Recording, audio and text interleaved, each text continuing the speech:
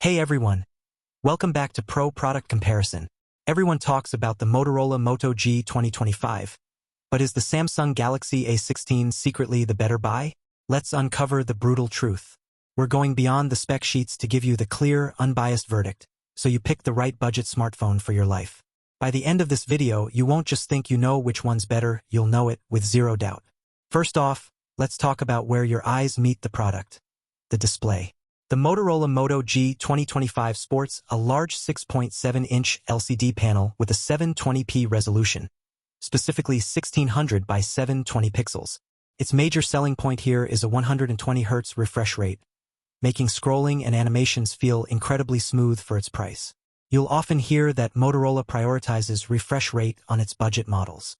However, its most frustrating drawback is undeniably that lower 720p resolution, which can seriously hamper your viewing experience if you're used to sharper screens, making text and images less crisp.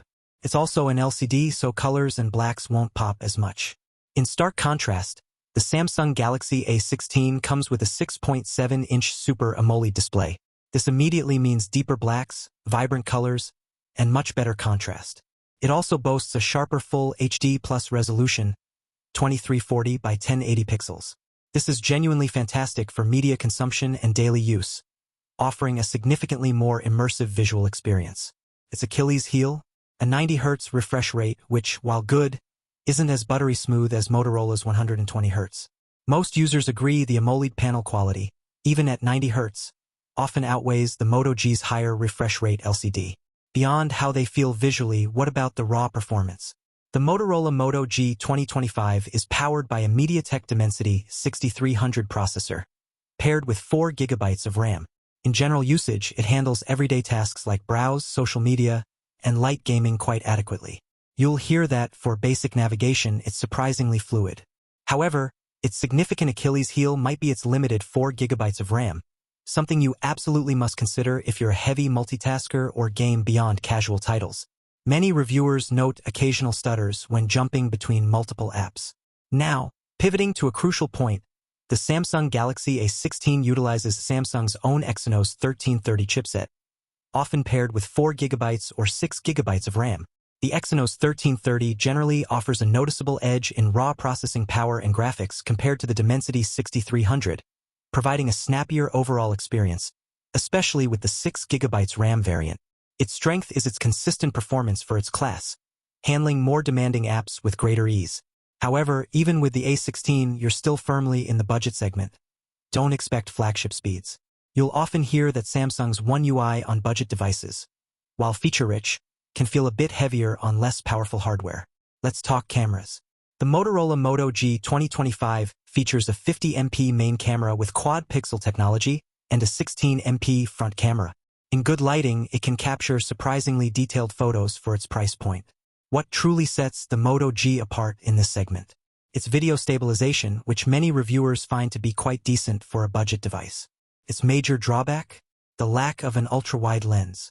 You're stuck with just the main sensor and possibly a macro or depth sensor, limiting your creative shots. On the flip side, the Samsung Galaxy A16 comes with a triple camera setup, a 50MP main sensor, a 5MP ultrawide, and a 2MP macro lens, along with a 13MP front camera. The A16 absolutely crushes it with its inclusion of an ultrawide camera, making it a no-brainer for landscape shots or group photos.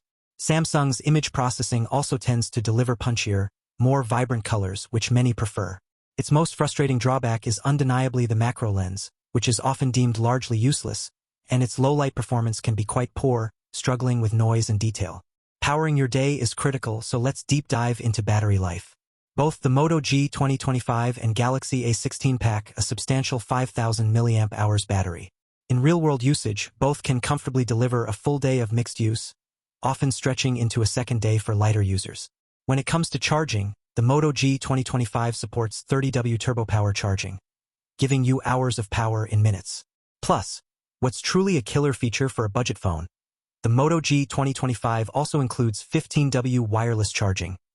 Seriously, it's a game-changer for convenience. The Galaxy A16 supports 25W wired super-fast charging, which is still good, but you'll need to buy the charger separately. Its major con here? No wireless charging support at all. Moving on from the raw specs, let's talk software experience. The Moto G runs a near-stock Android 15 experience, which is super fluid and bloatware-free, almost like it reads your mind. This is a huge pro for speed and simplicity. However, Motorola traditionally offers fewer major OS updates, usually 1 or 2. The Galaxy A16, on the other hand, runs Samsung's One UI 6.1 on Android 14. It's feature-rich, highly customizable, and often receives longer software support, up to 4 OS updates and 5 years of security patches, which is a massive advantage for longevity.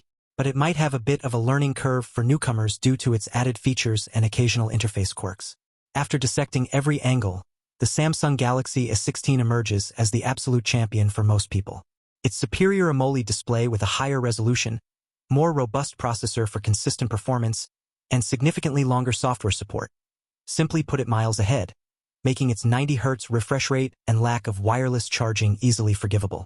That being said, if your absolute non-negotiable priority is that 120 Hz buttery smooth refresh rate on a budget, and especially if wireless charging is a must-have for you, then the Motorola Moto G 2025 remains a genuinely strong contender. It's the right fit for a specific kind of user who prioritizes those unique Moto G features and prefers a cleaner Android experience, even with fewer updates. So that's our definitive take. If this deep dive helped you finally make a decision, you can find the absolute latest pricing and full details for both the Motorola Moto G 2025 and Samsung Galaxy A16 directly linked in the description below. And if you're serious about making smarter tech purchases and want more unbiased, no-nonsense comparisons like this, then consider hitting that subscribe button right now. Thanks for tuning in, and we'll see you in the next one.